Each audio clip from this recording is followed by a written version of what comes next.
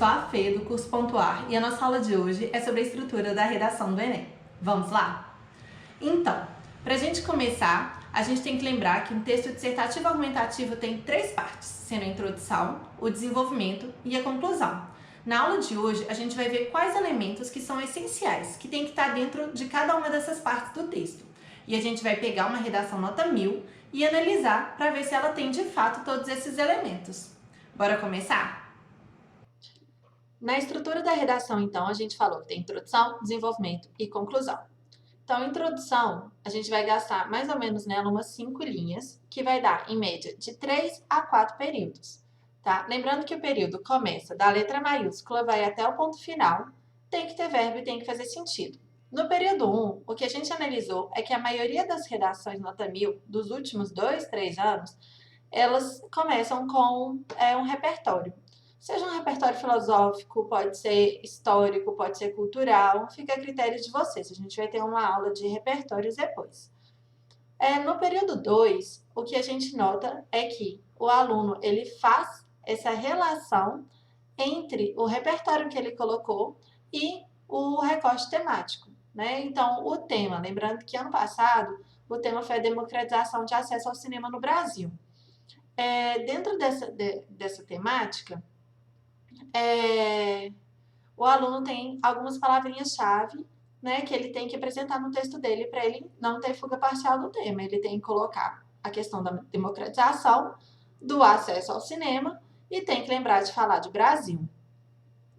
E o período 3, o texto dele, da introdução, vai ter a tese e aí dentro dela, o legal é quando vocês conseguem colocar o argumento 1 e o argumento 2. Não desenvolver o argumento, mas simplesmente colocar a ideia, aquilo que vocês escolheram tratar, dentro do argumento 1 e do argumento 2, porque a gente já vai ler o texto, né, enquanto corretor. A gente lê o texto já esperando, né, que vai encontrar no desenvolvimento 1, né, o argumento 1 que vocês colocaram na tese e o desenvolvimento 2, o argumento 2. Então, aqui é um trechinho da redação da Vitória Oliveira, é a introdução dela. Coloquei aqui na letrinha mesmo, retirei do espelho. E aqui a gente vê que ela, de fato, gastou 5 linhas. Aqui está transcrito para ficar mais legível. Em sua obra Cidadãos de Papel, o célebre escritor Gilberto de Menstein disserta acerca da inefetividade dos direitos constitucionais, sobretudo no que se refere à desigualdade de acesso aos benefícios normativos. Diante disso, a conjuntura dessa análise configura-se no Brasil atual, haja visto o acesso ao cinema no país. Haja vista que o acesso ao cinema no país ainda não é democrático. Essa realidade se deve, essencialmente, à falta de subsídios para a infraestrutura nas regiões periféricas e à urbanização desordenada das urbes. Então, a gente pode notar, né, que essa parte que tem em amarelo aqui vai ser o repertório dela, e é o primeiro período, né? Então, esse primeiro período dela vai ser o repertório que ela vai falar do livro Cidadão de Papel, do Gilberto de Menstein. É um ótimo livro, ele vai abordar diversos problemas brasileiros e isso faz com que vocês possam usá-lo em uma gama gigante de temas. O segundo período dela, ela vai falar aqui sobre o eixo temático, né? Então ela vai fazer o recorte do tema dela, então ela vai ligar a questão da inefetividade, né, dos direitos constitucionais, que ela, né, trabalhou na questão ali do Cidadão de Papel, do Gilberto de Menstein, com a questão de não ser democrático o acesso ao cinema no Brasil. E aí ela já trabalha com as palavrinhas, né, Brasil, acesso ao cinema e democratização. Então ela já trabalha com as 3 palavras que ela precisava ter no texto dela para não ter tangenciamento do tema. Na tese dela, né, ela vai aqui colocar, então, essa realidade se deve essencialmente à falta de subsídios para infraestrutura nas regiões periféricas e à urbanização desordenada das urbes. Então, eu já sei que eu vou encontrar no período, no parágrafo 1 do desenvolvimento dela, falando sobre a falta de subsídios para infraestrutura, e no parágrafo 2 do desenvolvimento dela, a questão da urbanização desordenada nas cidades. Então, no desenvolvimento 1, tá? Normalmente a gente vai ter uma média de mais ou menos 9 linhas, tá? Dá em torno de 3 a 5 períodos para o desenvolvimento. O período 1, normalmente a gente usa um articulador. Depois, eu vou passar os exemplos para vocês de articuladores que vocês podem usar. Depois, uma paráfrase do A1, né, que é o argumento 1 que ela usou lá na introdução. No período 2, normalmente, né, a gente coloca um repertório. No período 3, a gente vai fazer a conexão do repertório com o argumento 1, ou seja, a defesa daquela ideia e mostrar como que, através do repertório, né, aquele seu argumento ele se torna mais forte. E no período 4, a gente normalmente encontra o fechamento do parágrafo. Eu falo normalmente, gente, porque não é uma estrutura estática, né? Ela pode variar, o aluno ele pode optar por colocar, às vezes, 2 repertórios no parágrafo, às vezes ele não consegue fazer um fechamento do parágrafo dele, porque ele já ocupou um número grande de linhas. Então, isso é bem maleável. O desenvolvimento dela aqui, então, ela ocupou 8 linhas, não é isso? 1, 2, 3, 4, 5, 6, 7, 8 linhas para o desenvolvimento 1 dela. Passa ele aqui. Sob esse viés, então, né, o articuladorzinho dela lá, é importante ressaltar que a logística de instalação de salas de cinema nas cidades pequenas é precária. Nesse sentido, segundo o contrato social, proposto pelo contratualista John Locke, cabe ao Estado fornecer medidas que garantam o bem-estar coletivo. Contudo, a infraestrutura nas cidades pequenas e médias é muitas vezes pouco dotada de incentivos para a construção de salas de exibição de filmes, como centros de lazer, dotados de praça de alimentação, por exemplo. Com isso, uma parcela expressiva da população é excluída dessa atividade cultural, o que, além de evidenciar o contexto discutido por Gilberto de Menstein, vai de encontro ao contrato social. Desse modo, políticas públicas eficazes tornariam possível maior acesso ao direito de cultura, garantido pela Magna Carta de 1988 por meio do cinema. Então, a gente tem aqui, no primeiro período dela, o articulador, que vai ser sob esse viés, e a paráfrase, né, a reescrita do argumento 1 que ela tinha colocado, com outras palavras, né, evitando a repetição de palavras. Eu marquei aí para vocês.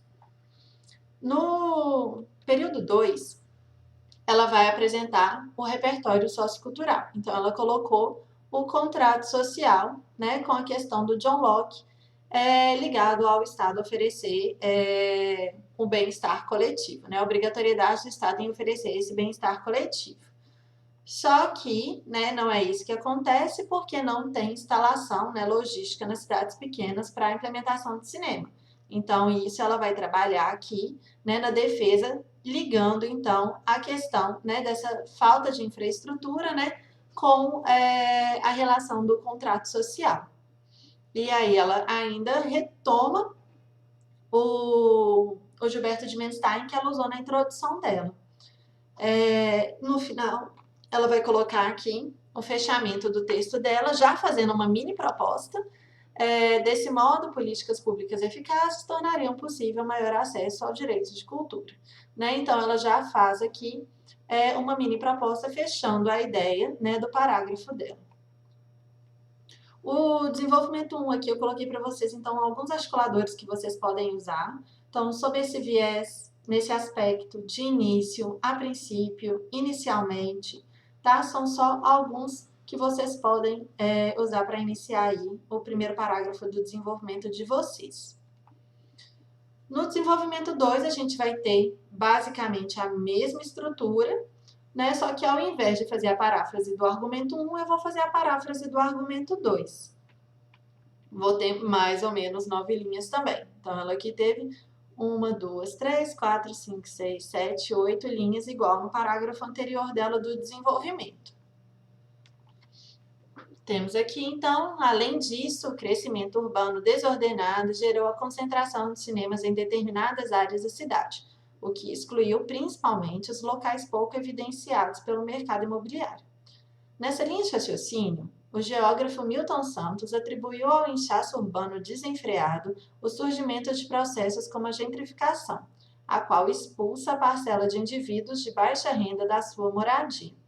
Devido a isso, a distribuição de salas de cinema ocorreu de maneira desigual, privilegiando áreas nobres. Por conseguinte, as favelas, localidades sem aparatos sociais, possuem pouco ou nenhum acesso à arte cinematográfica, o que evidencia um exército de cidadãos de papel. Assim, o cinema pode ampliar o seu alcance mediante a ação de setores sociais que fornecem infraestrutura de filmes. Então, a gente tem aqui, novamente, né, o tópico frasal dela com um articulador, né, seguido da paráfrase do A2 dela.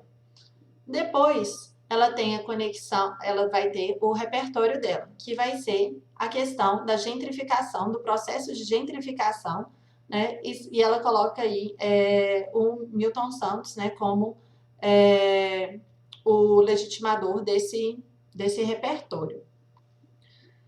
Logo em seguida, ela faz a defesa dela, né, relacionando o que o processo de gentrificação, né, tem a ver, como ele está ligado com a relação, né, dos cinemas estarem só em determinadas áreas da cidade, né, e e como acontece a exclusão dos cidadãos que não têm acesso, né, ao cinema. E ela faz o fechamento aqui, então, né, assim, o cinema pode ampliar o seu alcance mediante a ação, né, de setores, de novo, fazendo já uma mini proposta. Os articuladores que a gente pode usar no desenvolvimento 2, além disso, ademais, por outro lado, outro desafio, consequentemente. Então, essas são formas aí que a gente pode dar sequência, né, no desenvolvimento 2. A conclusão, a gente gasta mais ou menos 7 linhas e tem em torno de 4 períodos, 3 a 4 períodos, tá? A gente colocou aqui um exemplo para vocês. Então, temos, portanto, medidas são necessárias para resolver o impasse. Essa primeira frasezinha a gente chama de tópico conclusivo. Ela não é obrigatória, mas como todo parágrafo tem um tópico frasal, ela é bem legal para poder apresentar que você chegou na sua conclusão. Logo, né? E aí a gente tem que ter os 5 elementos. Então, lembrando, na proposta de intervenção, a gente tem que ter um agente, uma ação, um modo, um detalhamento de algum dos elementos e a finalidade. Então, a gente tem que ter 5 elementos. Lembrando que cada um desses elementos vale 40 pontos na proposta de vocês, né? Fechando 200 pontos, né, para a proposta de intervenção. Então, a gente tem aqui, logo, o agente deve, tananã, né, a ação, fazer, né, incentivar, por meio de, vai indicar um modo, vocês podem usar outros articuladores como mediante, por intermédio, tá? Que aí vai ser um detalhamento, por exemplo, mas eu poderia ter feito um detalhamento do meu agente, da minha ação, ou mesmo da minha finalidade, tá? E aqui, tal ação tem o objetivo e a finalidade. Depois a gente vai ter aula só sobre proposta, várias formas de fazer propostas, de fazer detalhamentos, tá? Depois disso, tá? Tendo uma proposta completa, né? Já garante 200 pontos na competência 5, mas o que a gente recomenda sempre é que vocês façam 2 propostas. A segunda proposta não precisa ser completa, mas que resolvam, né, os 2 problemas que você expôs no texto de vocês. E aí, no finalzinho, né, uma conclusão, retomando o repertório. Normalmente, né, a gente retoma o repertório da introdução para fazer um fechamento mesmo da ideia do texto. Então, aqui, a proposta dela ficou um pouquinho maior, né, ela gastou 1, 2, 3, 4, 5, 6, 7, 8, 9 linhas, até porque ela usou menos linhas, né, do que a gente prevê no desenvolvimento, então a proposta dela acabou ficando maior, inclusive, do que os desenvolvimentos. Então, portanto, para a efetiva democratização do acesso ao cinema no Brasil, é importante que o governo federal, por intermédio de subsídios tributários estaduais, forneça a descentralização das salas cinematográficas no território, a partir da instalação de unidades de cinema nas regiões que não possuem, com aparato qualificado, variedade de exibições e praça de alimentação, a fim de proporcionar a cultura do cinema para a parcela de cidadãos excluída. Ao mesmo tempo a isso, cabe ao Ministério da Cultura, principal órgão intermediador de políticas culturais no país, propor um vale cinema para aqueles que não possuem renda suficiente para a compra, com direito a pelo menos 2 oportunidades mensais para que o direito aos filmes não seja restrito por critérios censitários. Dessa forma, poder-se atenuar a desigualdade discutida por Jim Stein. Ela não faz o tópico conclusivo, ela já inicia direto na proposta dela. Então, aqui a gente tem o agente, que vai ser o governo federal, por intermédio de subsídios tributários estaduais, vai ser o modo, né? Forneça a descentralização das salas à ação, tá? Aí a gente tem o detalhamento, porque a partir da instalação vai ser outro modo, a gente não conta outro elemento. Com aparato qualificado, né? Vai dar aqui o detalhamento dela, a fim de proporcionar, então, a finalidade. 5 elementos garantiu 200 pontos na proposta dela. Ela fez uma outra proposta, né? Então, ela coloca aqui, ao mesmo tempo a isso, cabe ao Ministério da Cultura, então aí, Ministério da Cultura, aí ela faz um detalhamento agora do agente, principal órgão, então a gente vai ter 2, propor um vale cinema, e aí vai ser a ação dela, ela coloca outro detalhamento, que aí não vale, então na verdade já deu 3, né? Agente, detalhamento, ação, e aí agora a finalidade, para que o direito aos filmes. Então, ela vai ter 2 propostas, uma completa e uma incompleta, vale, aqui tem mais. Beleza? Então, é basicamente isso, essa é a nossa estrutura da redação nota 1000. Se vocês seguirem, né, essa receitinha, a chance de vocês conseguirem tirar uma nota bem elevada na redação de vocês é muito grande, tá bom? Muito obrigada, gente. Ficamos por aqui hoje.